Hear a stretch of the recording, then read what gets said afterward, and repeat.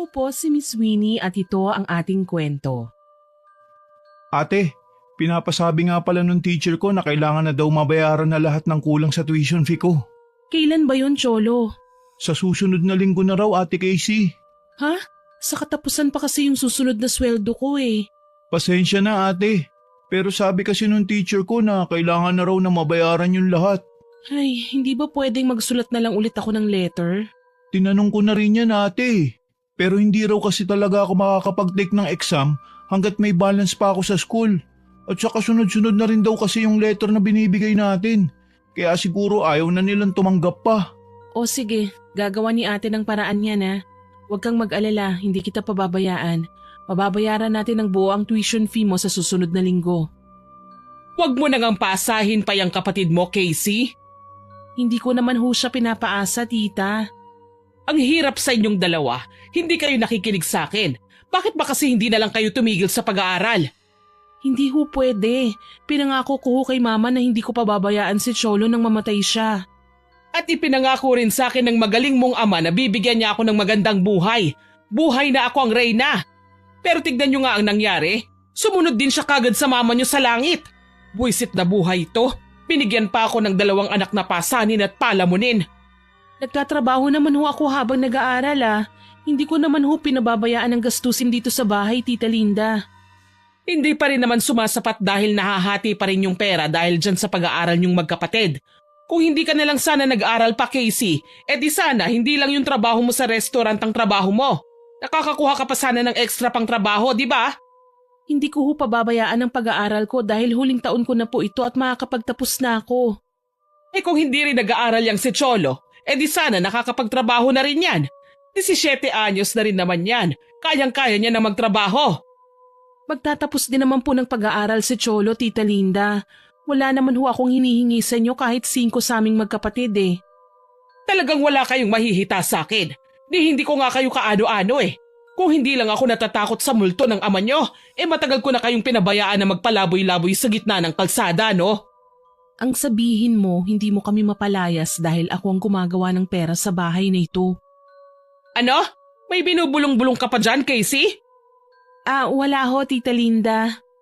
Mabuti naman at wala. Siya nga pala, may 500 ka ba dyan? Pahingi muna dahil parating na yung parcel ko. Mga lotion ko yon na in-order ko online. Wala na ho akong pera dito, tita. 100 na lang ho ito Pamasahe ko na lang ho ito mamaya papasok sa school at sa trabaho mamaya. Akin na yan. Maglakad ka na lang. Pero tita… Anong pinipero-pero mo dyan? Malinaw ang sinabi ko, di ba? Akin na yung pera at maglakad ka na lang. O kung ayaw mo, sige. Hindi ko papapasukin itong si Cholo para pagtrabahuhin ko rin sa babuyan ng kumari ko. Mamili ka. Magtatrabaho na lang ako sa babuyan, Ate Casey. 1 araw lang naman eh. Oh, pumapayag naman pala ang kapatid mo eh. Pero malapit ng exam mo. Hindi pwedeng umabsent ka, Cholo. 1 araw lang naman, ate. Para hindi na rin kunin ni Tita Linda yung natitira mong pera. Hindi, kaya ko na to. Heto na ho ang pera, tita.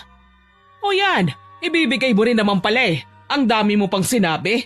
O siya, aalis na muna ako. Magluto na kayo ng pananghalian bago kayo pumasok ha? Opo, tita. Bakit mo pa binigay kay Tita Linda yung last money mo, Ate Casey? Ayos lang yon.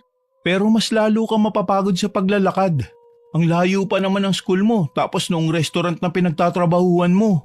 Wag mo na nga akong alalahanin pa, Cholo. Sana hinayaan mo na lang ako na maglinis ng babuyan ng kumari ni Tita Linda. Ang dali lang naman nun eh. Papayag lang ako sa tuwing weekends, hindi sa tuwing araw na may pasok ka. O siya, wag ka nang makipagtalo pa. Magplansya ka na ng uniform mo ron at ako na ang magluluto ng pagkain. Sige na. Sige ate. Masyado na akong nasanay sa araw-araw na takbo ng buhay ko. Ilang taon na rin naman kasi simula nang ako na ang bumubuhay sa kapatid ko at tumutustos sa pangangailangan sa bahay habang nag-aaral ako sa kolehiyo. Maaga kaming naulila ni Cholo sa ina. Habang si Papa naman ay namatay lang nung COVID. Napunta kami sa pangangalaga ni Tita Linda na bagong kinakasama ni Papa nung nabubuhay pa siya. Malupit siya at palaasa, pero wala kaming magawa dahil nakikitira lang kami sa bahay niya. Pagkatapos kong magluto ay nauna nang pumasok sa akin si Cholo. Pumasok na rin ako ng bandang 10:00 kung saan ay nasa hallway pa lang ako nang harangin na ng kaklase kong si Jeline ang dadaanan ko. Hep, hep, hep, teka nga. Bakit Jeline, may kailangan ka ba? Nagtatanong ka pa, halata naman sa ilang beses kong pagme-message sa'yo kagabi, may kailangan talaga ako. Sorry, hindi ako nakapag-check ng phone ko kagabi dahil straight yung trabaho ko sa restaurant. Pwes ngayon, alam mo nang may kailangan ako. Ano ba yon? Ikaw na ang gumawa ng buong thesis ko. Ha? Hindi pwede. Bakit hindi pwede? Babayaran naman kita. Anong inaarte-arte mo dyan? Hindi ako umaarte, Jeline. Pero ikaw lang mahihirapan sa defense nun kung iaasa mo sa akin ang paggawa ng lahat. Gaya ng sinabi ko, babayaran naman kita eh. Ayaw mo ba ng pera? Hindi ba't kailangan mo ng pera? Oo, kailangan ko nga. Pero baka mapahamak ako kapag ako ang gumawa ng thesis mo. So tumatanggi ka? Mahirap tanggihan ang alok mo. Pero oo, ayoko magkaproblema sa mga prof kapag nagkataon. Di wag kung ayaw mo, ang arte mo. Fine, sa iba ko na lang ipagagawa. Basta, wag na wag kang lalapit sa akin para kunin tong ino-offer ko kapag biglang nagbago yung isip mo ha. Feeling matalino masyado. Hindi naman sa ganon, Jeline. Shut up! Pasalamat ka pa nga dahil ikaw kagad ang naisip ko na gumawa ng thesis ko dahil alam kong kailangan mo ng pera. Pero dahil tinanggihan mo na ako, well good luck na lang sa'yo kung saan ka kukuha ng pera para sa tuition fee next Friday. Next Friday na? Hindi mo alam, hindi ka kasi nagbabasa sa GC eh. Well, poor you. Close na yung deal kaya kahit umiyak ka pa ng dugo sa harapan ko ngayon, ikaw naman ang tatanggihan ko. Teka, Jeline. Che, ang lakas tumanggi, hikahus naman. Masyadong mataas ang tingin sa sarili. Aanhin mo ang talino mo kung wala ka namang pera. Duh! Buong klase ay wala ako sa sarili ko dahil iniisip ko ang nagsabay na bayarin namin ni Cholo. Para na akong maiiyak dahil ngayon pa lang ay tumatama na sa akin ang katotohanan na wala akong mapagkukuhanan ng malaking halaga ng pera. Hanggang sa makapasok ako sa trabaho ko sa restaurant ay lumulutang pa rin ang isip ko. Casey, Yes Sir Kenny? sumunod ka nga sa akin sa may likuran. Opo, Pakibilisan. sige po, susunod na po. Pakisarado yung pinto nang walang makarinig sa pag-uusapan natin. Opo Sir Kenny, ano po ba yon? Well, as your manager, nag-aalala ako sa performance mo rito sa restaurant, Casey. Ho? 2 beses ka na nagkamali ngayong araw pa lang. Yung una, napagpalit mo yung order na magkabilang table. Tapos yung isa naman, hindi mo na ibigay yung order sa waiter kaya hindi nahanda ng maaga. Sorry po Sir Kenny, huwag niyo po sana akong tatanggalin sa trabaho. Kailangan ko lang ho talaga ito eh. Nabanggit sa akin ng ibang mga katrabaho mo na may problema ka raw kaya lagi kang wala sa sarili. Meron nga ho. Ano bang problema yun? Baka naman matulungan kita. Kailangan ko lang ho kasi ngayon ng medyo malaki-laking pera. Naku, sa katapusan pa naman ang dating ng sweldo. Kaya nga ho ako namomroblema eh. Sobrang kailangan na ho kasi ng kapatid ko ng pang-tuition fee niya. Tapos sumabay rin ho ang tuition fee ko sa susunod na Biyernes. Huwag kang umiyak, Casey. Sa tingin mo, magkano ba ang kakailanganin mong halaga? Mahigit kumulang na 10,000 po Sir Kenny. Ba, malaki-laki nga. Hindi pa naman yan mapupulot ng basta-basta lang. Kaya nga po eh. Nako, huwag kang ngang umiyak. Halika, yayakapin kita ng kumalma ka naman kahit papano. Naku, hindi na ho. Baka ho may makakita pa sa ating dalawa tapos baka ho kung ano pang isipin Sir Kenny. Nag-aalala kasi talaga ako sa iyo eh. Ikaw pa naman ang isa sa pinakamasipag kong empleyado. Alam ko na may malaki ka lang na problema kaya ka nagkakaganyan. Kaya naman, hayaan mong tulungan kita. Po? Nag-aalala lang kasi talaga ako sa iyo kaya... Sige, hayaan mong tulungan kita. Ilalakad ko kaagad yung cheque mo mamaya para makuha mo agad yung sweldo mo. Talaga ho, Sir Kenny? Oo, ayos lang ba yun sa'yo? Ayos na ayos ho, Sir Kenny. Malaking tulong po na makukuha ko kagad ang sasahurin ko ngayong buwan. Para kung sakaling kapusin ho talaga, magpapauna na lang po muna ako sa school ni Cholo at sa school ko po. Siguro naman ho papayag ang mga admin. Basta huwag ka lang maingay ha. Ikaw lang ang binibigyan ko ng pabor, Casey. Opo, Sir Kenny. Wala po akong pagsasabihan. O siya, makakapunta ka ba sa bahay ko mamaya? Po, ano hong gagawin ko ron? May kailangan kang ipasa sa akin na valid ID mo at letter. Siyempre, hindi mo naman maibibigay at maaasikaso yun ngayon kasi naka-duty ka pa. Oo nga po pala. Kaya hihintay na lang kita mamaya sa bahay ko after din ng duty ko. Mga bandang 11:00 siguro ng gabi. 11:00 ho? Oo, sana. Ayos lang ba sa'yo yun, Casey? Medyo late na ho kasi yun, Sir Kenny eh. Nag-iingat lang din kasi ako dahil baka may makakita sa'yo na pinapapasok kita sa loob ng bahay ko. Alam mo naman, may ibang empleyado rin ako na bigla-bigla na lang sumusulpot sa bahay nang walang paalam. Kapag ganong oras, siguradong wala nang darating pa. Oras na kasi ng pahinga yun eh. Hindi ho kasi ako sigurado kung papayagan pa ako ni Tita Linda na lumabas ng ganong oras. Kung ganun, hindi ko rin maipapangako na mailalakad ko kagad yung sweldo mo. Baka sa katapusan mo pa talaga makuha yun. Naku, hindi ho, sir. Sige ho, gagawa ho ako ng paraan. Pupunta na lang ho ako sa inyo mamaya. Sige, aasahan kita, Casey ha. Dadalhin ko na lang ho yung mga kailangan nyo mamaya. Anong dadalhin mo?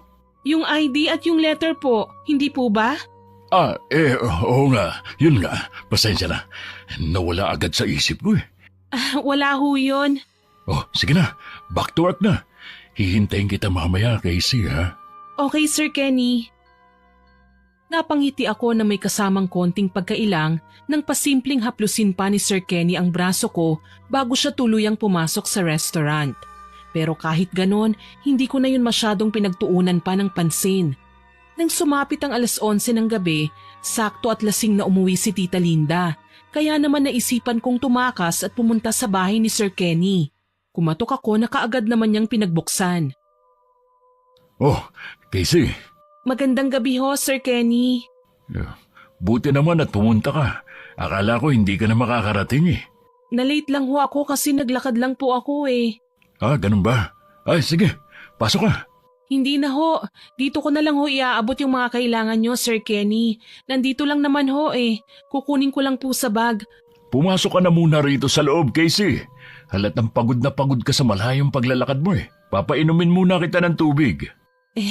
Ayos lang naman ho ako, Sir Kenny. Huwag mo naman sana akong tanggihan pa. Sige ho. Papasok na po ako. Good to hear that. Sige, come in. Thank you po.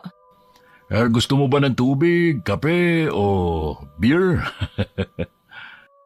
Tubig na lang po. Ayaw mo talaga ng beer? Mas malamig yung kesa sa tubig. Hindi na ho talaga, Sir Kenny. May pasok pa ho kasi ako bukas eh. Ganun ba? Napakasipag mo naman talaga. Biruin mo, working student ka na pagsasabay mong pag-aaral at pagtatrabaho. Kailangan ho eh. Ako lang naman ho kasi ang aasahan ng nakababata akong kapatid. Eto na yung tubig Ay, eto na rin ho pala yung ID ko tsaka yung letter. Mamaya na yan. Uminom ka muna. Sige na. Sige po. Halata talagang ang layo na nilakad mo. Pawis na pawis ka kasi masyado eh. Ang mabuti pa, tanggalin mo muna yung blazer mo para naman mapreskuhan ka. Hindi na ho, Sir Kenny. Aalis na rin naman ho ako pagkaabot ko nitong... Tanggalin mo na. Panay naman ang kontra mo eh. Hindi na po talaga. Halika, tutulungan kita magtanggal niyan. Huwag na ho, Sir Kenny. Bakit naman bigla kang napatayo at lumayo dyan? Takot na takot ka naman yata. Gusto ko lang naman na matanggal yung suot mong blazer para naman mapreskuhan ka. Hindi na ho talaga, Sir Kenny. Salamat po sa tubig. Dito ko na lang po ipapatong yung ID at letter ko sa lamesa. Bakit naman masyado ka nagmamadali, Casey? Kailangan ko na ho kasi talagang umuwi eh. Baka ho magising yung kapatid ko. Tapos wala ho ako sa tabi niya. Sige ho, sir. Teka! Bitiwan niyo ho ako. Bakit ba parang takot na takot ka? Bitiwan niyo ho ang braso ko, sir. Aalis na ho talaga ako. Hindi ka aalis hanggat hindi ko sinasabi. Po, ano hong ibig niyong sabihin? May gagawin pa kasi tayo eh. Ho? Huwag ka nang pumalag. Bitiwan niyo ako, sir! Pakiusap! Sabi nang huwag ka nang pumalag eh. Magugustuhan mo rin naman ang gagawin natin. At saka, kapag nasarapan ako sa'yo, may reward akong ibibigay. Wag ho! Ayoko ho! Bitiwan niyo ako! Wag niyo akong hubaran! Pinaguhubad kita ng kusa kanina, paayaw-ayaw ka pa. Kaya eto, ako na maghuhubad sa'yo, sa ayaw at sa gusto mo. Wag po, Sir Kenny! Wag po! Huwag ka nang manlaban pa, Casey. Sige na, matagal na ako nang gigigil sa'yo eh. Pagbigyan mo na ako, magugustuhan mo naman ang reward ko sa'yo eh. Ha? Ayoko ho! Bitiwan niyo ako! Ayoko! Tulong! Tulungan niyo ako! Aba, at mag-iingay ka pa talaga ha? Mapipilitan tuloy akong saktan ka! Aray! Yan ang napapala ng nanlalaban pa. Nasuntok tuloy kita sa tiyan mo. Parang awa niyo na ho, Sir Kenny. Huwag niyo hong gawin ito sa akin. Huli na, Casey. Sumabog na ang matagal kong panggigigil sa'yo. Gustong-gusto na kitang angkinin. Wag po! Wag! Pinilit niya akong halikan. Kahit anong pagpupumiglas ko ay wala akong naging laban sa kanya. Kahit nakatikom ang bibig ko, nahuhuli niya pa rin ang labi ko. Umiiyak na ako pero bingi siya sa bawat pakiusap ko sa kanya. Hindi nagtagal, naidapa niya ako sa may lamesa at doon niya ginawa ang kababuyan niya sa akin. Umiiyak pa rin ako nang matapos siya. Yakap-yakap ko ang hinubad niyang damit sa akin habang siya naman ay isinusuot na ang pantalon niya. Ibang klase. Sobra ako nag-enjoy sa'yo. Walang hiya ka! Virgin ka pa pala. Sino mag-aakala, no? Ako pa nakauna sa'yo, grabe. Walang hiya ka! Siguro nga, pero wala naman akong pakialam kung walang hiya ako. Ang malaga, nakatikim ako ng birhen. Demonyo! Ano ka ba? Sa mundo ngayon, pademonyohan na lang ang tao. Kung tutuusin, baka nga mas mababa pa ang pagiging demonyo ko kaysa sa iba dyan eh. Ipakukulong kita! Sisiguraduhin kong mabubulok ka sa bilangguan! Pinapatawa mo naman ako, Casey. Bakit? Akala mo ba hindi ko kayang gawin? Sa dami ng ginagahasang babae sa mundo, sa tingin mo, mas uunahin ka nila? At saan ka kukuha ng pera? Maipapakulong mo ba ako kung wala kang pera? Oh, hindi ka nakaimik, no? Kasi alam mong tama ako. Kahit wala akong pera, sisiguraduhin ko na magbabayad ka! Huwag ka nang mag-aksaya pa ng lakas at oras mo. Ikaw na lang ang babayaran ko. Ano? Oh, eto, 10,000 piso. Sinabi ko naman sa'yo na kapag nag-enjoy ako sa'yo, may reward ka sa akin, hindi ba? Oh, ayan na yun. Hindi ko kailangan ng pera mo! Ang gusto ko, mabulok ka sa bilangguan! Bakit? Ayaw mo ng pera? Hindi ba't kailangan mo ng pera? Ayan na nga sa harapan mo, tatanggihan mo pa ba yan? Hindi ko kailangan ng pera na galing sa isang demonyong katulad mo! Kunin mo ang pera mo at dalhin mo yan sa impyerno! Huwag mong sagarin ang pasensya ko, Casey. Bitiwan mo ako! Bitiwan mo ang pisngi ko! Masyado kang matapang ha. Medyo napipikon na ako sa'yo. Bakit? Natatakot ka na? Tama lang na matakot ka dahil talagang ipakukulong kita. Magsusumbong ako sa pulis at ipadadakip kita. O sige, gawin mo ang gusto mo. Para habang abala ka sa pakikipag-usap sa mga pulis, sasalisin naman ako sa bahay niyo para patayin ang kapatid mo. Ano? Huwag mong idadamay rito ang kapatid ko! Walang iya ka! Bakit? Nagawa ko ngang gahasain ka eh. Patayin pa kaya ang kapatid mo? Kilala ako ni Cholo, di ba? Nakakausap ko siya kapag sinusundo ka niya para sabay kayong umuwi. Ilang beses na rin kami nag-usap. Madali na lang din niya akong pagkatiwalaan. Madali ko lang siya mapapaikot sa palad ko, katulad ng pagpapaikot ko sa'yo. Gusto mo ba yun, Casey? Walang iya ka! Sagot! Hindi! Huwag mong idadamay rito ang kapatid ko! Oh, yun naman pala eh. Kung ayaw mo talagang masaktan ang kapatid mo, di manahimik ka at kunin mo tong pera. Wala kang kasing sama! Kung masama ako, di sana hindi na kita babayaran. Pero naaawa pa rin naman ako sa'yo dahil kailangan mo ng pera. Hindi ba? Baboy! Demonyo! Oo na! Itawag mo na sa akin ang lahat ng gusto mong itawag. Wala naman akong pakialam dyan eh. Ang mahalaga sa akin, nasarapan ako at nakaraos ako. Kaya ito, tanggapin mo na tong pera. Ay nako. Just consider this as my payment. Para lang yung bayad sa mga bayarang babae. Hindi ako bayaran! Alam ko naman. Kaya nga ikaw ang natipuhan ko eh. Kasi alam kong jackpot ako sa iyo. Oh, siya. Kung ayaw mong tanggapin ng kamay itong pera na binibigay ko sa iyo, di isisingit ko na lang dito sa bra mo. Ano ba? Daming arte. Pagod na ako. Matutulog na ako. Tama na iyak. Wala namang nakakaiyak sa nangyari. Nagkapera ka pa nga nang walang kahirap-hirap. Isipin mo, humiga ka lang. Nasarapan ka rin naman eh. Tapos may 10,000 ka pa. Ay, sige na. Isara mo na lang yung gate pag alis mo, ha? Umiiyak akong umuwi sa bahay. Tahimik ang mga hikbi ko dahil ayokong magising si Cholo na tulog sa tabi ko. Napatitig ako sa perang binigay sa akin ni Sir Kenny. Nakusot ko yon ng mahigpit. Wala akong balak na kunin yun pero dahil kailangan ko talaga ang pera, lalo na at para din naman kay Cholo, pikit mata ko yung kinuha. Kinabukasan, binigay ko kagad kay Cholo ang halaga na kailangan niya habang ako naman ay binayaran ko na rin ang tuition fee ko. Hello, classmates! Alam ko nabobore na kayo dahil wala ang prof natin ngayon. Kaya naman meron lang akong chismis na sasabihin sa inyong lahat. Ay, ang hilig mo talagang gumawa ng show, mahal. Talaga bang kailangan mo pang i-announce dyan sa harapan? Of course, dahil exciting tong chismis ko, no? Ano na naman kaya itong trip ni Jeline at kung makatingin sa akin para bang may gusto siyang ipahiwatig. Alam niyo ba, si Casey... ako? Sino pa bang Casey sa klase na to? Pwede ba tigilan mo na muna ako ngayon, Jeline? Wala ako sa mood para gawan mo ako ng chismis. Huwag kang mag-alala. Hindi naman sobra-sobra tong chismis na nasagap ko. Tigilan mo nga ako. Hep, saan ka pupunta? Bakit, lalabas ka na ng room? Ayaw mo bang marinig ang sasabihin ko? Hindi ako interesado sa chismis mo, Jeline.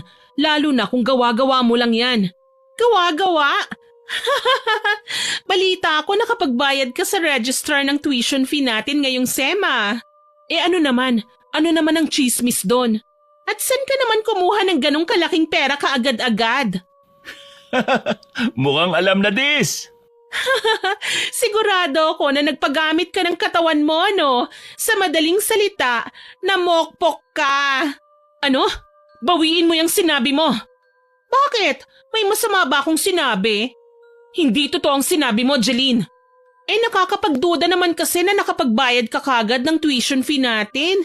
Hindi ba at kapus na kapus ka? Ika nga nila, kapag gipit, sa matandang lalaki kumakapit. Talagang nagsanib puwersa pa kayo ng boyfriend mo para lang siraan ako? Hindi naman paninira yon, Casey. Hindi ko lang akalain na sa talino mong yan, talagang nagpapabayad ka ng katawan para sa pera. Sabi nang bawiin mo yung sinabi mo dahil walang katotohanan lahat yan. Sus, aminin mo na, Casey. Wala akong aaminin sa'yo, Vincent. At wala rin akong aaminin dyan sa girlfriend mo. In denial. Aminin mo na kasi, bayaran kang babae. Magkano ba ang isang gabi mo, Casey? Malay mo, maawa ako sa'yo tapos i-book kita ng isang gabi. What are you saying, mahal? Papatol ka sa cheap na babaeng yan? Nagbibiro lang naman ako, mahal. Akala ko papatulan mo talagang bayarang babae na yan eh. Kadiri. Masyadong mabigat ang mga sinasabi mo sa akin, Jeline. Sa tingin mo ba, may pakialam ako? Kung tutuusin, para ka lang naman ipis na kayang-kaya kong tapakan. You're just a nobody. Magsusumbong ka sa faculty?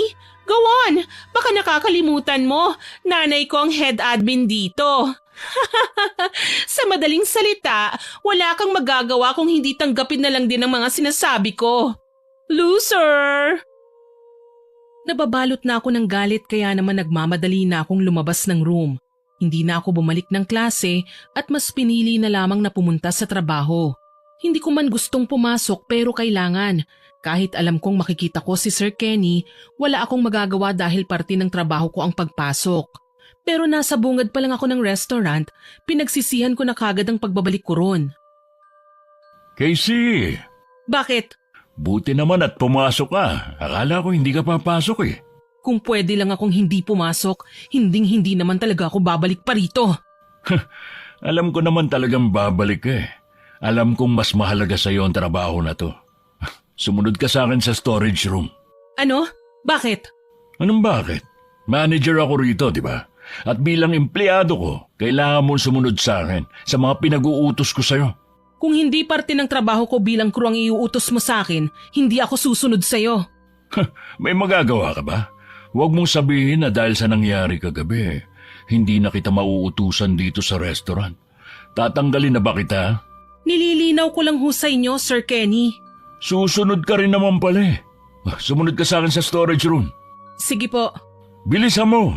Huwag kang papahalata. Opo, sir. Isarado mo yung pinto. Ho? Uulitin ko pa ba? Ang sabi ko, isarado mo yung pinto. Ilak mo. Ano ho ba yung iuutos niyo sa akin dito sa storage room? May ipapakuha po ba kayo sa akin? Bakit kailangan pang isarado ang pinto? Ang dami mong tanong. Naiirita na ako. Isara mo yung pinto. Sumunod ka na lang. Ayoko ho. O sige. Ayaw mo? Di iba na lang iuutos ko sa'yo. Magubad ka. Ano? Hindi ko ho yun gagawin. Ay, naisip ko kasi na masyadong mahal pala yung naibayad ko sa'yo kagabi. 10,000 para sa isang beses lang. Hindi ako papayag, lugi ako. Lalabas na ho ako. At saan ka pupunta? Hindi ka lalabas. Bitiwan niyo ho ako. Hindi ka lalabas dito hanggat di ko nasusulit ang ibinayad ko sa'yo kagabi. Bitiwan niyo ako. Tulong! Sisigaw ka pa, ha? Bitiwan niyo ako. Kailangan makadalawa man lang ako sa'yo. Mahirap bang intindihin yun? Hubad na! Ayoko. Bitiwan niyo ako. Magpupumiglas ka pa, ha? Talagang pahihirapan mo pa ako? Bitiwan mo ako. Lumayo ka sa akin. Bitiwan mo ako. Huwag mong hintaying mapuno na naman ang pasensya ko sa'yo, Casey. Masasaktan ka uli sa akin. Huwag mo akong susubukan. Ayoko. Hindi na ako papayag na babuyin mo pa ako. Lumayo ka sa akin. Tabi. Aray! At talagang matapang ka na ngayon para itulak mo ako? Huwag kang lalapit sa akin. Lumayo ka. This time hindi na ako papayag pa. Hindi na ako papayag na maulit pa ang kababuyan na ginawa mo sa akin. Isusumbong na kita sa mga pulis. Isusumbong mo ako? Paano mo ako masusumbong? Anong isusumbong mo? Na ginahasa kita? Nagpapatawa ka ba? Bakit? Totoo naman na ginahasa mo ako ah. Tinanggap mo yung perang binigay ko sa'yo, di ba? Ibig sabihin, bayad ka. Walang panggagahasa sa ginawa ko sa'yo kagabi. Ano? Kung hihingin ko ba yung 10,000 na ibinigay ko sa'yo, maibabalik mo ba yun ngayon din? For sure, hindi na. Pero ginahasa mo ako. Malinaw yon. At sino nga maniniwala sa'yo kung tinanggap mo ang pera? Wala ka ng pinagkaiba sa bayarang babae nun. Hindi nga ako bayarang babae. Tumigil na kayo sa kasasabi niyan sa akin. Wala nang marami pang satsat. Hubad! Kailangan masulit ko yung binayad ko sa yung 10,000. Halika na! Nanggigigil na naman ako sa iyo eh. Lumayo ka sa akin. Ayoko! Aray! Talagang nanlalabang ka na, ha? Pagbabayarin kita. Pagbabayarin ko kayong lahat na tumatapak sa pagkatao ko. At ano naman ang gagawin mo? Magsusumbong ka sa pulis? Papatayin ko ang kapatid mo kapag ginawa mo yun. Papatayin din kita. Ano? Papatayin din kita. Sisingilin ko kayo ng mamaliit sa akin. Babalikan ko kayo. Ano? Anong mga pinagsasabi mo dyan? Halika nga na makatikim ka na sa akin. Gusto mo yata talagang masaktan pa eh. Sabi nang lumayo ka sa akin eh. Tabi! Wala kang kawala sa akin. Aray! Ang buhok ko! Bitiwan mo ako! Mas gusto mo pa kasi na nasasaktan ka. Imbis na ibigay mo na lang ang gusto ko, talagang pahihirapan mo pa ako. Bitiwan mo ako! Sabi ng bitiwan mo ako eh! Etong sa'yo! Aray! Nalinti ka na! Bakit mo ako tinuhod? Kapag ako hindi na nagkaanak ng dahil sa'yo, babalikan kita pati na rin ng kapatid mo. Buwisit ka! Sabi nang wag mong idadamay ang kapatid ko eh! Papatayin ko kayong pareho! Uunahin kita at yun ang sisiguraduhin ko! Ano? Saan ka pupunta? Ha? Bumalik ka rito! Casey! Umuwi akong umiiyak. Ramdam ko ang panginginig ng buong kalamnan ko. Alam ko sa sarili ko na napuno na ako. Nasagad na ng mga taong nang mamaliit sa akin ang pasensya ko. Buti na lang nang dumating ako sa bahay, wala si Tita Linda. Malaya tuloy akong nakapasok sa bodega sa silong ng bahay. Ang kaso nga lang, hindi ko akalain na maaabutan ko rin doon ang kapatid ko na si Cholo. Cholo, anong ginagawa mo rito? Ate, buti naman at dumating ka na. Umiiyak ka ba? Ate, Bakit? Anong nangyari? At saka anong ginagawa mo rito? kinulong ako ni Tita Linda dito. Ano? Bakit? Bakit niya ginawa yun? Nung umuwi kasi ko kanina, nalaman niya na nakapagbayad na ako ng tuition fee. Nabanggit daw ng kumari niya sa kanya. Pilit niyang tinatanong kung saan ako kumuha ng pinangbayad ko sa school. Pinipilit din niya ako na maglabas ng pera kasi alam niya, pinagtataguan natin siya ng pera. Nung wala akong mailabas, kinulong niya ako rito. Hindi na raw ako papasok. Ano? Walang hiya talaga si Tita Linda? Mas inuuna pa raw natin ang pag-aaral kaysa ang bigyan siya ng pera. Wala raw tayong utang na loob. Sinaktan ka ba niya, Cholo? Hinawakan niya lang ng mahigpit tong pisngi ko kanina, ate. Saka hinawakan niya yung kwelyo ng uniforme ko. Pero hindi naman niya ako binugbog. Walang hiya rin talaga ang babaeng yun. Pati ikaw na batang walang kalaban-laban sa kanya, ginaganon niya. Pati siya, sisiguraduhin ko na magbabayad din siya. Ano? Anong ibig mong sabihin, ate? Dito ka lang. Saan ka pupunta, ate? May hahanapin lang ako. Anong ginagawa mo, ate Casey? Anong hinahalungkat mo dyan sa mga lumang kahon? Hinahanap ko yung mga naiwang gamit ni nanay. Ha? Alin dun, ate? Yung itim na libro ni nanay. Alam kong nandito lang yun. Bakit mo hinahanap yun, ate? Maigpit na bilin sa atin ni Papa. Wag na wag nating hahalungkatin ang mga naiwang gamit ni nanay, di ba? Yun lang ang tanging makakatulong sa ating dalawa para hindi na tayo pagmalupitan pa ng mga tao. Pero ate... Heto, nakita ko na. Ate, wag! Kabilin-bilinan sa atin ni Papa na... Bakit? Nasaan ba si Papa? Hindi ba't wala siya sa tabi natin? Iniwan niya rin tayo. Hindi niya tayo may pagtatanggol pa sa mga taong mahilig tayong tapak-tapakan lang. Alam ko nakasulat sa itim na libro na yan, ate. At sa tingin ko, mas makakabuti kung hindi natin yang gagalawin. Alam mo ang tungkol dito? Minsan ko na rin yang nahawakan bago ako pagbawalan ni Papa na galawin yan. Bago mamatay si Mama, alam ko na may kakayahan siya na mambarang. Hindi niya yun inilihim sa akin at kay Papa. Si Mama mismo ang nagsabi na hindi naman masamang gumamit ng itim na kakayahan. Lalo na kung ang tanging intensyon mo lang naman ay ang ipaglaban ng sarili mo. Pero ate... Hindi mo ako naiintindihan, Cholo eh. Hindi mo alam kung anong pinagdaanan ko. Ano nga ba ate? Alam kong umiiyak ka rin nang dumating ka. Hindi na para malaman mo pa ang mga pinagdaanan ko. Ang gusto kong malaman mo ngayon, hindi na ako papayag pa na masaktan pa tayo. Hindi na ako papayag na maliitin tayo ng mga tao. Hindi na ako papayag. Babalikan ko sila at iisa-isahin. Sino bang sila ang tinutukoy mo, Ate Casey? Basta, ipinapangako ko na pagbabayarin ko sila. Kung kailangan kong pag-aralan ng lahat ng nakasulat dito sa libro na ito, gagawin ko. Pero ate... Wala nang pero-pero, Cholo. Sinagad na nila ako. Kung ayaw mo nang gagawin ko, pues hayaan mo na lang akong mag-isa sa laban na ito. Huwag mo lang akong pipigilan. Hindi ko naman magagawa na talikuran ka, ate. Hayaan mong tulungan kita. Anong ibig mong sabihin? Mag-aaral ka rin ito? Hindi, Ate Casey. Ayokong mag-aral kung paano mambarang. Pero handa akong maging kamay mo kung may kailangan ka. Katulad ng sinabi ko, kahit kontra ako sa gusto mong mangyari, hindi kita kayang talikuran. Sige, sabay nating buksan tong libro. Ikaw na, ate. Natatakot ako eh. Ako na lang. Ang sabi rito, Ang barang ay isang uri ng mahika na sinasabing higit na doble ang bagsik kesa sa kulam. Ang mambabarang ay maaaring magdala ng panganib sa kahit na kanino sa pamamagitan lang ng paghipo o paghawak ng tao mismo o kaya sa kahit na anong bagay lamang ng taong nais niyang saktan o wasakin. Ngayon pa lang, nangingilabot na ako, Ate Casey. Nakasulat din dito ang mga paraan na pwede kong gawin para makapagbigay ako ng sakit sa isang tao. Ano naman yung paraan na yun, ate? Maraming paraan ng mga nakasulat dito, pero ito lang ang gusto kong gawin dun sa una kong gagantihan. Ano yan, ate? Bibigyan ko siya ng sakit at palolobohin ko ang tiyan niya. Kailangan ko lang isulat ang pangalan niya tapos ipapakain ko yung papel sa kahit na anong hayop na may kinalaman sa tubig. Tapos, ililibing ko yung hayop na yun sa lupa na matatamaan ng sinag ng buwan. Magsisindi ng itim na kandila sa loob ng 3 araw. Ngayon pa lang, nangingilabot na ako, Ate Casey. Hindi naman kita pinipilit na tulungan ako, Cholo eh. Hindi, ate. Tutulong ako. Kung ganon ngayon pa lang, gusto ko nang simulan ito, Cholo. Anong gagawin natin, ate? Maghahanap tayo ng hayop. Sige, ate.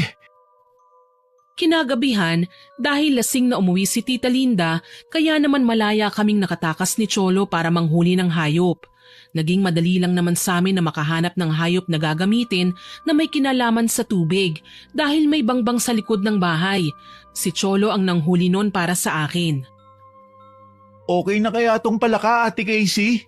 Okay na yan, nakatira naman yan sa tubig eh. Buti malaki-laki ang nahuli ko.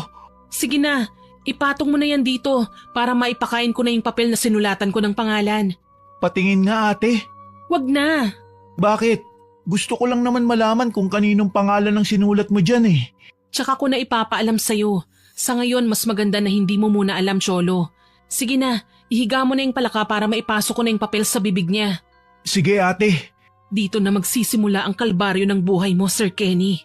Ano yun, ate? May sinasabi ka ba? Wala. Ibuka mo na yung bibig niyan at ipapasok ko na yung papel. Sige, eto na, ate. Nakakadiri. Eto na, ipapasok ko na. Ano? Nakapasok na ba, ate? Oo, sinisigurado ko na pumasok talaga yung hintuturo ko sa loob. Nakakadiri nga eh. Kung ganun, maghuhukay na ako ng lupa. Sige, dito ka na maghukay, Cholo. Dito yung parte na natatamaan ng sinag ng buwan eh. Sige, ate. Ihahanda ko naman yung ititirik natin na itim na kandila. Para saan naman yung itim na kandila, Ate Casey? Sabi sa libro, papatakang natunaw na kandila sa mismong palaka na nakalibing kaya susukan ng itim na likido ang binabarang. Sa loob ng 3 araw, bibigat na ang katawan ng taong binarang hanggang sa lumobo ng tiyan nito. Ganun pala yun. Kaya sige na, bilisan mo na nang mailibing na natin yung palaka. Sige, Ate Casey. Maghukay ka lang ng mababaw at ako naman ang maglilibing. Okay. Ikaw ang uunahin ko, Sir Kenny. Ikaw ang uunahin ko dahil ikaw ang may pinakamalaking nagawang kasalanan sa akin. Hindi kita patatahimikin.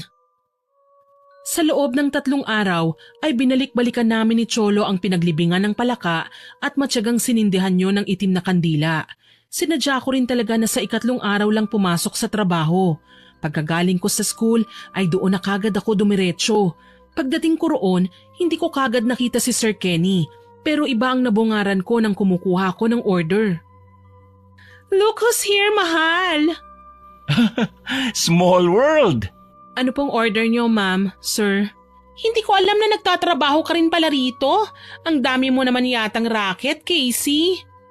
Tawagin niyo na lang ho ako ulit kapag ready na yung order niyo. Teka, huwag kang bastos sa customer ha? Tatalikuran mo pa talaga ako? Kailangan ko na hong kunin ang order niyo eh. Isa rin ba ito sa trabaho mo? Hanggang ano oras ka rito? Bilib din naman ako sa'yo, no? Nagpapahinga ka pa ba? Oo naman. Ano naman ang ibig mong sabihin sa tanong na yan? Kasi isipin mo ha, pumapasok ka, tapos nagtatrabaho ka rin pala rito sa restaurant na ito. And then, pagsapit ng madaling araw, nagpopokpok ka naman. Tigilan mo ako, Jeline. Hanggang dito ba naman? Kasi iniiwasan mo ako ng sobra sa school eh. Kaya hayan, sinundan na rin kita hanggang dito. Wala ka bang magawa sa buhay mo? Please lang, nagtatrabaho ako kaya kung guguluhin mo ko, wag dito. At talagang tatalikuran mo na naman ako, ha? Aray, ano ba? Pitiwan mo nga ang braso ko. Nakakabastos na kasi ang pagtalitalikod mo sa akin eh, habang kinakausap pa kita. Customer ako rito, kaya tratuhin mo ko ng tama. Kanina ko pa nga hinihingi ang order nyo pero hindi nyo ibinibigay. Kaya ano pang gagawin ko sa harapan nyo? Aba, at talagang sumasagot ka sa customer? Aray, nasasaktan ako. Bitiwan mo nga ako, Jeline. Aray, ang buhok ko! Ano ba? Huwag mong sasaktan ng girlfriend ko! Siyang ayaw bumitiw sa akin. Ang lakas ng loob mo na higitan ng buhok ko? Hindi mo ba alam na libo-libo ang ginagastos ni Mami sa salon para lang dito sa buhok ko na hinigit mo? Hindi mo kasi ako binibitawan Sinagad mo ng pasensya ko, Jeline. Ang kapal ng mukha mo? Sinaktan mo ako? Customer nyo? Hindi ako papayag. Tawagin mo yung manager mo. Kailangan malaman niya ito para matanggal ka sa trabaho. Ano? Huwag mong sabihin na gumagawa ka lang ng iskandalo para matanggal nga ako sa trabaho. Sana inisip mo yan bago mo ako saktan. Ikaw ang unang nanakit.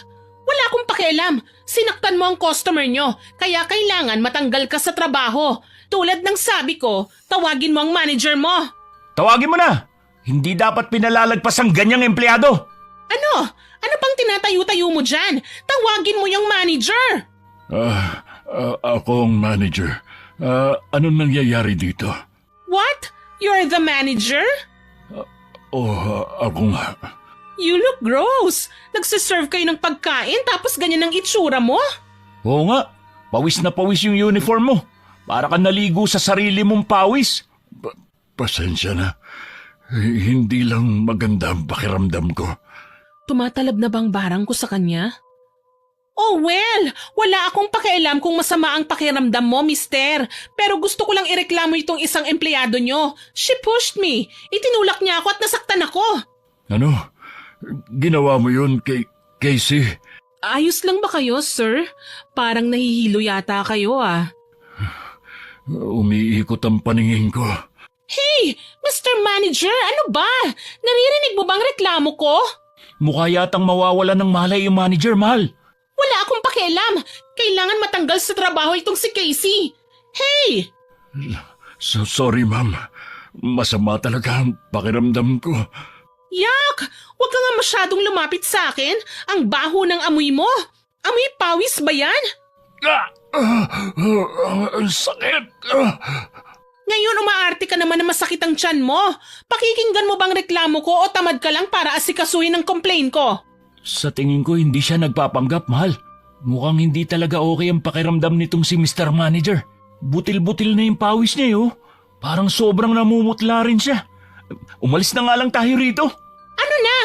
Kailangan ay matanggal sa trabaho itong si Casey. Talaga bang panggigigilan mo ko? Wala ka talagang magawa sa buhay mo, ano? Oo, kailangan ay masipa ka sa restaurant na ito. Hey manager, nakikinig ka ba? Humarap ka nga sa akin. What the? Yuck! Bakit mo ako sinukahan? Ew! Ano nangyayari? Yak! Bakit itim na likido sinusuka niya? At saka, ang baho! Ang baho naman! Amoy imburnal! I hate this place! Let's go na, mahal! Kailangan ko maligo! Yuck! So ew! Napaatras na lang ako nang tuloy-tuloy na may lumabas na itim na likido sa bibig ni Sir Kenny na parang nilalabas sa hose. May ningning sa mga mata ko habang pinapanood ang nangyayari. Alam ko na tumatalab nga ang barang ko. Hindi nagtagal, tuluyang tumumba si Sir Kenny at nawalan ng malay. Naligo siya sa sarili niyang suka bago siya isinugod sa ospital. Pagka-uwi ko, agad kong ibinalita kay Cholo ang nangyari. Gumana ang barang ko, Cholo. Gumana. Talaga, ate? Oo, nakita mismo ng mga mata ko. Kung ano ang nakasulat sa libro ni Mama, yun nga ang nangyari. Sumuka siya ng itim na likido. Tapos ang baho nung amoy nun, amoy imburnal. Lumobo rin ba ang tiyan niya? Hindi pa, pero babalikan ko pa naman siya. Mache-check ko pa naman kung lumobo ba talaga ang tiyan niya o hindi. Sino ba kasi yun, ate? Kasamahan mo ba sa trabaho? Ipapakilala ko rin siya sa'yo, pero sa ngayon may isusunod na akong gagantihan. Ha? Meron pa, ate? Meron pa. Sino naman yan ngayon, ate Casey? Kaklase ko siya. Isa siya sa nangmamaliit sa akin. Feeling niya ang taas-taas niya. Nagpapakalat siya ng maling balita sa school tungkol sa akin. Tapos pinaniniwalaan naman yun ng mga kaklase namin. Anong paninira ang ginawa niya sa'yo? Na isa akong bayarang babae, Cholo. Ano? Talaga ba ate? Oo, siniraan niya ako sa buong klase namin. At kanina, gusto niya naman ako matanggal sa trabaho kaya gumawa siya ng eksena. Mukhang kailangan nga niyang maturuan ng leksyon. Talagang tuturuan ko siya ng leksyon. Ganun ba ulit sa una ang gagawin mo sa kanya, Ate Casey? Hindi, iba na ito. May nabasa na ako sa libro ni Mama. Ibang paraan naman ito ng pambabarang. Ano naman yun, ate? Ito lang ang tanging kailangan ko para maisagawa ko ang pambabarang sa kanya. Ha? Kaninong buhok yan, ate? Di dun sa kaklase ko na babarangin ko, sinabunutan ko siya kanina eh. Ano naman ang gagawin mo dyan? Itatali ko ang buhok na ito sa kahit na anong insekto na mahuhuli natin. Tapos ikukulong natin yun sa isang garapon at ililibing natin yun sa tabi ng sementeryo. Yun ang nakasulat sa libro eh. Kailan natin gagawin, ate? Ako na ang gagawa. Matulog ka na dahil may pasok ka pa bukas. Sasamahan kita.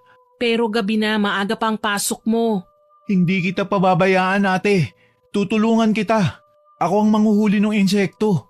Kahit ano naman, di ba? Oo, Sakto. May nakita akong alupihan dun sa basket ng labada sa may banyo. Kakakita ko lang nun kani-kanina lang. Kaya sigurado ko na nandun pa yun. talaga? Ayos! Sige, kukunin ko na, ate.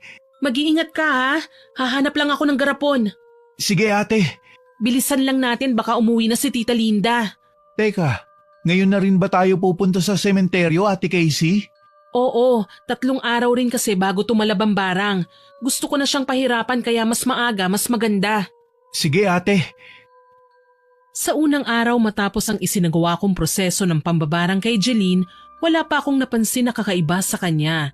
Pero sa ikalawang araw, napapansin ko na ang pagiging matamlay niya. Lagi rin niyang iniindang sakit ng katawan at ulo niya at saka nagiging mainitin na rin ang ulo niya. Sa pangatlong araw, doon nakapansin-pansin ang paglalanang nangyayari. Ano ba? Sinabi ko naman sa'yo na wag mo akong susundan hanggang dito sa room namin, di ba?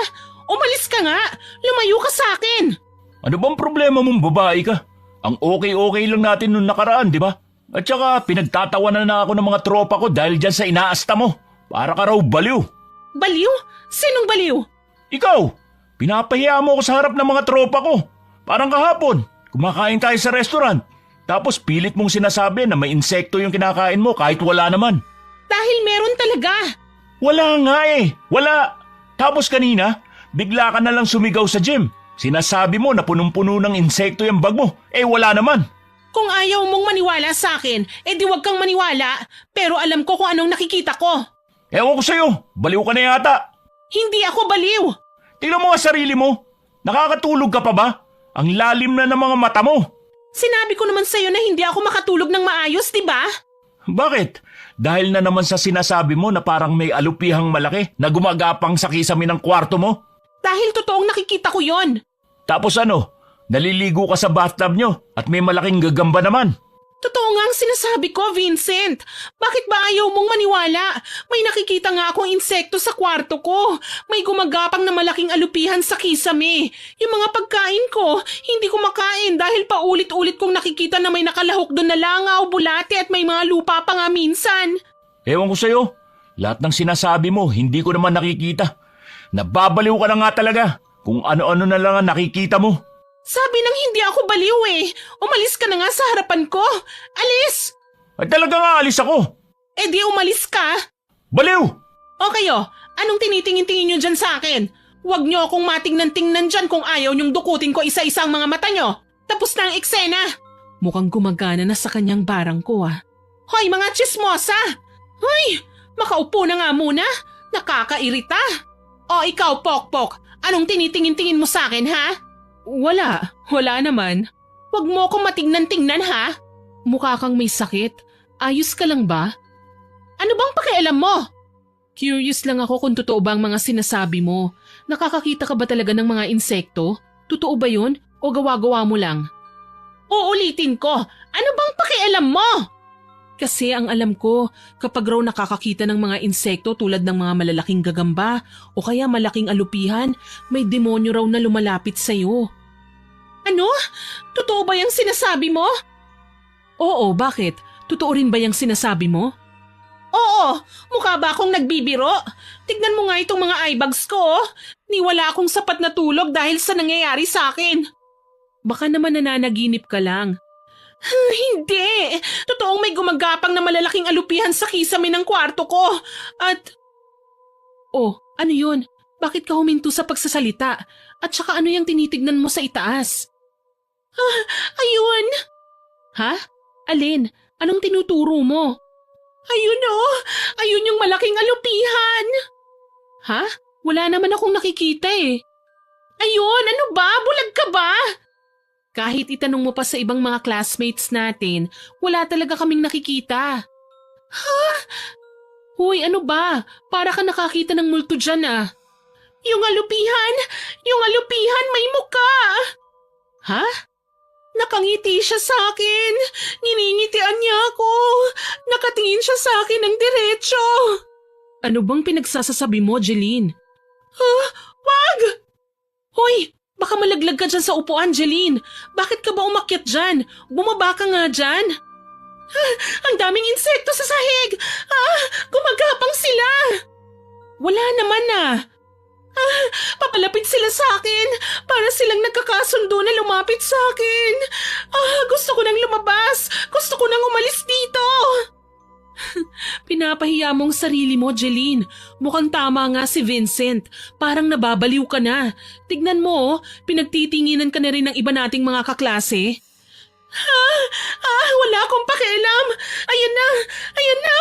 Gumagapang na sila sa akin. Tanggalin nyo. Tanggalin nyo. Yung mga insekto, tanggalin nyo. Ayoko nito. Tulong. Tulungan nyo ako. Jeline, kumalma ka nga. Ayan na. Umaakyat na sila sa katawan ko. Pumapasok sila sa damit ko. Ano ba? Sinasaktan mong sarili mo. Pagpagin nyo ito! Pagpagin nyo! Tanggalin nyo mga insekto na ito! Casey, tulungan mo ako! Paano ko nga papagpagin wala naman akong nakikita? Ayoko nito! Ayoko nito! Nababaliw ka na nga yata. Tanggalin nyo na! Sinasaktan mo ng sarili mo. Oh. Sa haba ng kuko mo, nagkakasugat-sugat na yung braso mo. Pumapasok yung mga insekto sa balat ko. Tulungan niyo ako. Alisin niyo. Alisin niyo. Parang awa niyo na. Nagpapanik na pinagpag ng paulit-ulit ni Jeline ang braso niya pati na rin ang damit niya. Lihim akong napapangiti habang pinapanood siya. Sa lakas ng sigaw niya, nagdatingan tuloy ang mga teacher namin. Hindi nagtagal, nahimatay siya at sinugod na sa ospital. Pagka-uwi ko sa bahay, bala ko sanang ikwento kagad kay Cholo ang nangyari. Pero natigilan ako nang maabutan ko siyang bugbog sarado. Cholo? Ate! Anong nangyari sa'yo? Bakit puno ng pasayang mukha mo? May dugo pa yung gilid ng labi mo. Binugbog ako ni Tita Linda, ate! Ano? Bakit? Hindi niya na kasi ko pinapapasok kaninang tanghali noong umuwi ako para kumain ng tanghalian. May usapan na raw sila ng kumari niya na magtatrabaho ako kaninang hapon doon sa baboyan dahil nakabali na raw siya ng pera. Pero sabi ko na hindi ako makakapag-absent dahil may exam nga ako. Wala akong nagawa kundi ang tumakas. Tapos pagka-uwi ko kanina, ayun, binugbog niya ako. Walang iya talagang babaeng yan? At sinong walang ya, ha? Ikaw ang walang ya. Tignan mo nga ang ginawa mo sa kapatid ko. Tignan mo. Tama lang na matamaan siya sa akin dahil pinahiya niya ako sa kumari ko. Walang kalaban-laban sa iyo si Cholo para saktan mo siya ng ganyan, Tita Linda. Kung sumunod sana siya sa gusto kong mangyari, edi hindi ko sana siya tuturuan ng leksyon. Nag-aaral ang kapatid ko, kaya normal lang na pumasok siya. Hindi pagtakas ang ginawa niya. Aral? Aral? Wala akong pakialam kung nag-aaral kayo. Ako ang masusunod sa pamamahay na to dahil bahay ko to. Nakikitira lang kayo sa akin. Pero akong gumagastos sa bahay na ito. At ipamumukha mo yan sa akin ngayon? Anong pakialam ko? Tama lang na magtrabaho ka dahil dalawang bibig niyong magkapatid. At isa pa, habang nakatira kayo sa bubong na pagmamay-ari ko, hawak ko kayo sa leeg. Kung gusto niyo akong kalabanin, bakit hindi kayo lumayas? Talagang lalayas kami. Aalis talaga kami sa bahay na ito oras na magkaroon lang ako ng sapat na pera. Akala nyo basta-basta lang kayong makakaalis sa pamamahay na ito? Anong ibig mong sabihin? Kailangan niyo muna akong bayaran ng 20,000 para sa 5 taon niyong pagtira dito sa bahay ko. Ano? Yun ang halaga ng hinihingi ko para sa upa niyong magkapatid. Hindi kami magbabayad sa'yo ng ganon dahil ako nga ang gumagastos dito sa bahay eh. At talagang lumalaban ka na sa akin ngayon, ha? Aray! Ang buhok ko! Ate, Huwag kang makialam dito kung ayaw mong dagdagan ko yung pasa sa mukha mo, Cholo! Lumayo ka na, Cholo! Kaya ko na to! Aray! Bitiwan mo ko! Kulang pa ito sa pagsagot-sagot mo sa akin. Ang kapal ng mukha mo. Matapang ka na ngayon, ha? Aray! Dapat sa'yo kinakalbo. Ayan, dapat bunutin lahat sa sabunot ang buhok mo para magtanda ka. Aray! Ano ba, Tita Linda? Bitiwan mo ko! Ingungudgud ko ang mukha mo sa sahig para numipis-nipis naman yung makapal mong pagmumuka. ate! Tama na! Aray! Hindi lang yan! Kulang pa yan! Hetong sayo! Pweh! Dapat sayo dinuduraan! Ate, bakit mo dinuraan si ate? Napakasama mo talaga, Tita Linda. Manahimik ka kung ayaw mong duraan din kita! Tama lang na duraan ko siya bilang patunay na hanggang dyan lang din siya sa lupang kinababagsakan niya. Kasing baba ka lang na parang lupa. Tinatapak-tapakan at dinudura-duraan. Yun ang role mo sa mundong ito, Casey. Kaya huwag ka nang mangarap pang makakaalis dito at lumayo. Gusto mong makaalis kayong dalawa ng kapatid mo sa poder ko? Magagawa nyo lang yon kapag patay na ako. Kaya patayin nyo muna ako. Sige, gagawin ko yan. Ano? Anong sinabi mo? Wala akong sinabi si ate. Akala ko sasagot pa siya ulit eh. O siya, paghanda niyo ako ng hapunan. Dapat may pagkain na ako pagbalik ko rito ha. Mga walang kwenta. Ate, ayos ka lang ba? Ayos lang ako, Cholo. Huwag mo akong alalahanin. Ang hindi okay sa akin ay ang maulit pa ito. Hindi ako papayag na mangyari ulit ito sa ating dalawa. Babarangin mo rin ba si Tita Linda? Oo, bakit hindi? Ipaghihiganti lang naman natin ang sarili natin eh. Nararapat lang sa kanya yon. Papatayin mo ba siya? Katulad ng sinabi mo kanina? Hindi ko siya papatayin, pero pahihirapan ko siya. Tutulong ako, ate. Simulan na natin. Anong gagawin natin, ate? Gagawin natin siyang baliw. Yung tipong makakakita siya ng kung ano-ano. Yung hindi siya makakatulog, hindi siya makakakain. Pahihirapan natin siya hanggang siya na mismo ang humiling ng katapusan niya. Anong proseso ang gagawin natin? Wala naman masyado. Palipad hangin lang ang gagawin ko. Mas madali yon base sa nakasulat sa libro ni nanay. Kung ano man ang mangyari kay Tita Linda, wala tayong gagawin kundi ang magpatay mali siya lang. Naiintindihan mo ba ako, ha, Cholo? Oo, ate. Dahil buo na ang loob ko na pahirapan si Tita Linda, hindi na ako nag-aksaya pa ng oras. Ginawa ko sa kanyang palipad hangin na nakasulat sa libro. Sa lumipas na araw, kapansin-pansin na ang pagiging matamlay niya. Iniinda niya ang pananakit ng katawan niya hanggang isang gabi, nagising kaming pareho ni Cholo sa lakas ng sigaw niya. Agad namin siyang pinuntahan sa loob ng kwarto niya. Tita Linda, anong nangyayari sa inyo? May babae! May babae rito sa kwarto ko! Itim na babae! Ha? Wala naman ah. Meron, hawak-hawak niya yung pugot na ulo ko. Tita, nananaginip lang ho kayo. Hindi, totoo ang sinasabi ko. Kailangan hindi niya ako makita. Kailangan hindi niya ako mahanap. Teka tita, saan ho kayo pupunta? Ate, sumisiksik siya sa ilalim ng kama niya. Tita, lumabas ho kayo dyan. Hindi niya ako pwedeng makita. Pupugutan niya ako ng ulo. Kami lang hong dalawang nandito ni Cholo. Wala na hong iba pa. Ayokong lumabas. Bakit tita? Ano po yun? Sino yun? Ha? Sino yun? Sino ho bang tinutukoy nyo? May paang dumaan dyan sa likod mo. Nakaitim na bestida. Wala naman ho ah. Meron! Sabi ng meron eh. Cholo, iabot mo nga sa akin yung tubig ni tita. Ito, ate. Tita, ito ho oh. Isang baso ng tubig. Uminom muna ho kayo. Ano naman ngayon, tita? Bakit kayo sumigaw? Nasa ibabaw ng kama ko yung babae. Sumilip siya sa akin. Nakangiti siya. Tita, wala hong sumilip. Ako lang ho ang nasa harapan nyo ngayon. Lumabas na ho kayo dyan sa ilalim ng kama nyo nang makita nyo nang wala talaga. Hindi ako aalis dito. Uminom na lang ho muna kayo, Tita Linda. Ito ho, inumin nyo ho muna ito. Bakit mo ako pinapainom ng dugo? Dugo? Tubig ho ito, tita. Hindi po ito dugo. Bakit kulay-pulay ang kanina? Baka ho namamalikmata lang kayo. Uminom po muna kayo para kumalma kayo. Sige. Anong nangyari, tita? May humawak sa kamay ko. May kamay na sumulpot at humawak sa kamay ko. Wala naman ho Meron! Ayoko na rito! Ayoko na rito! Teka, tita. Saan ho kayo pupunta? Kailangan ko nang umalis dito! Tita! Lumabas na siya, ate. Hahabulin ba natin siya? Siyempre, hindi. Hayaan lang natin siya. Baka merong makakita sa kanya, ate. Mas maganda yun para isipin ng mga taong nakakakilala sa kanya na nababaliw na siya. Lumipas ang 2 araw, tsaka palang bumalik si Tita Linda sa bahay. Hinatid siya ng 2 barangay tanod sa amin dahil nagwawala ito sa kalsada. Bumagsak ang timbang ni Tita Linda.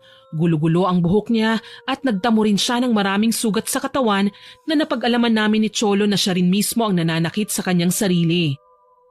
Huwag niyong saktan ang sarili niyo, tita. May mga uwak na humahabol sa akin, Casey. Silang nananakit sa akin. Pilit nilang tinutuka yung mga mata ko. Gusto talaga nila akong patayin. Hindi ba yun naman ho ang gusto niyong mangyari? Ano? Hindi ba sinabi niyo na mamamatay muna kayo bago niyo kami pakawalan ni Cholo? Anong ibig mong sabihin? Wala naman ho akong ibang ibig sabihin, tita.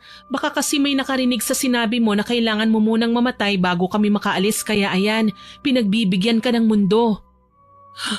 Sa tingin mo ba, may gustong pumatay sa akin? Hindi ko ho alam, tita. Pero hindi rin naman ako sigurado na wala.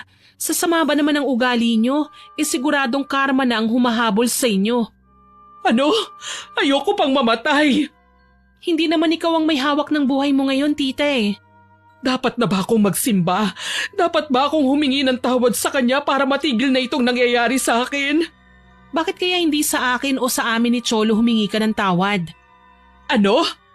Akong may hawak ng buhay mo ngayon, tita. Anong ibig mong sabihin, ha? Magsalita ka! Hindi mo na hawak ang buhay namin ng kapatid ko, Tita Linda. Nabaligtad na ang sitwasyon. Ikaw na ang hawak ko ngayon. Hindi kita naiintindihan. Isang bulong ko lang, pwede kang mamatay. Ano? Pero hindi ko gagawin yon, tita. Hahayaan ko lang na magdusa ka habang nabubuhay. Hahayaan ko na maghirap ka araw-araw. Ikaw ang gustong pumatay sa akin? Hindi ko naman magagawang patayin ka, tita Sa katunayan niyan, hindi mo na kailangan mamatay pa gaya ng sinabi mo bago kami makaalis ni Cholo rito sa poder mo. Sakto nga lang ang pagbalik mo dahil paalis na rin kami talaga ngayong araw. Ano? Saan kayo pupunta? Malayo, tita. Malayo sa malupit na katulad mo. Wag niyo akong iwan. May gustong pumatay sa akin. Wag niyo akong pabayaan dito. Pakiusap. Huli na para pakinggan namin ang pakiusap niyo. Ngayon, kayo na ang bahala sa sarili niyo. Wag, Casey. Baka balikan ako ng babaeng may hawak na pugot na ulo ko. Habang nabubuhay ka, habang buhay ka ring susundan ng takot na yan, Tita Linda. Simulan mo nang yakapin ang sarili mo dahil hindi matatapos ang paghihirap mo hanggat hindi mo rin natatapos ang hininga mo. Ano? Teka, bumalik ka rito, Casey! Tara na, Cholo. Wag niyo akong iwan! Cholo, pakiusap! Bumalik kayo!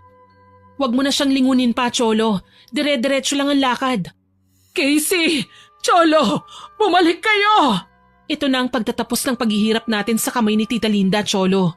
Hinding-hindi na tayo babalik pa rito. Saan na tayo ngayon, Ate Casey? Gaya ng sinabi ko, nakuha ko na yung huling sahod ko sa restaurant. Sapat na yun para makapagsimula tayong dalawa, na tayong dalawa lang ang magkasama. Pero sabi mo, ate, may pupuntahan pa tayo. Oo, may dadaanan lang tayo. Saan, ate? Sa ospital. Anong gagawin natin dun? Ipapakilala ko sa iyo ang 2 pang tao na binarang ko. Mga taong ginantihan ko at hanggang ngayon pinapahirapan ko pa rin katulad ni Tita Linda. Hindi ba at gusto mo silang makilala? Oo, ate. Sila ang pupuntahan natin. Sino ang una mong binarang, Ate Casey? Si Sir Kenny. Yung manager mo sa restaurant? Oo, siya nga. Yung isa mo pang binarang. Si Jeline, ang kaklase ko. Makikita mo mamaya ang kalagayan nilang pareho sa ospital. Dumating kami ni Cholo sa ospital. Una naming binisita si Sir Kenny. Nakahiga siya sa kama. May nakalagay na oxygen sa kanyang bibig kaya hindi siya kagad makapagsalita nang makita ko.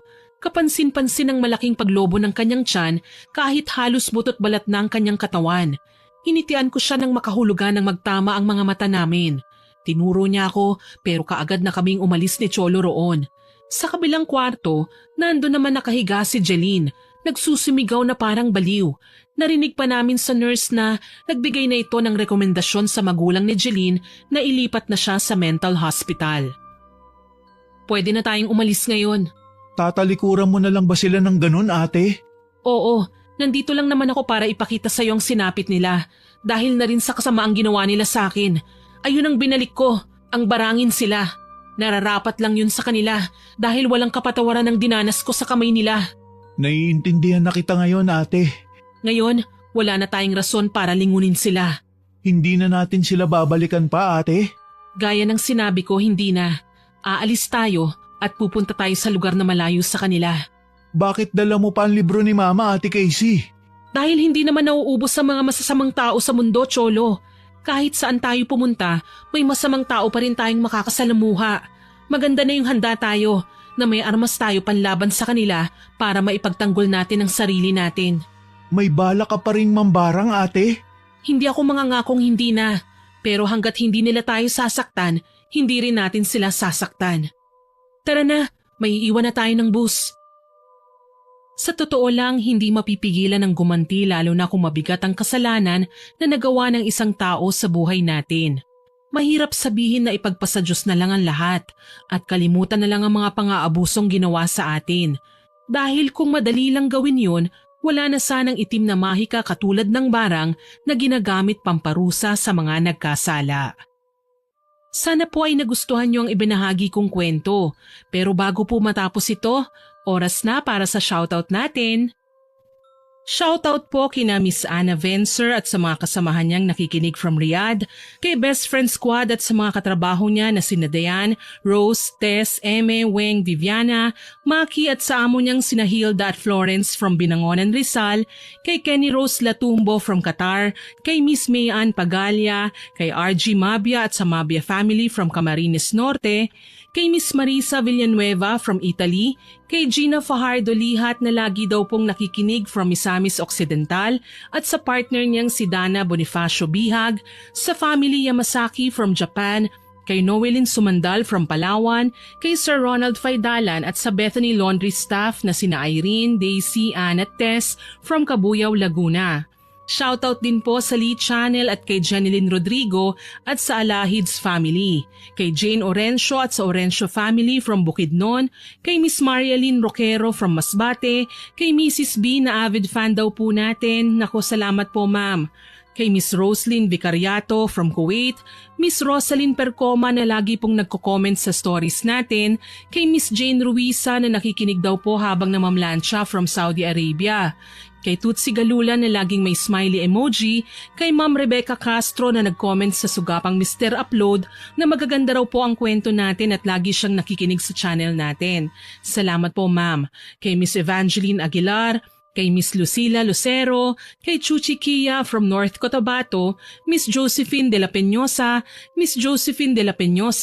kay Glendale at sa papa niyang nasa barko at sa mama niyang laging nakikinig sa atin, at sa mga regular listeners natin na sina Ma'am Ellen Quiano, Ma'am Lisa Takada, kay Miss Mabel Madrigal at kay Ma'am Alma Flores. Maraming salamat po sa lahat ng nakinig at nag-comment. Sana po ay abangan niyo pa ang mga susunod kong upload at patuloy na suportahan ang ating channel. Muli, ako po si Miss Winnie na nagpapasalamat sa inyong pakikinig.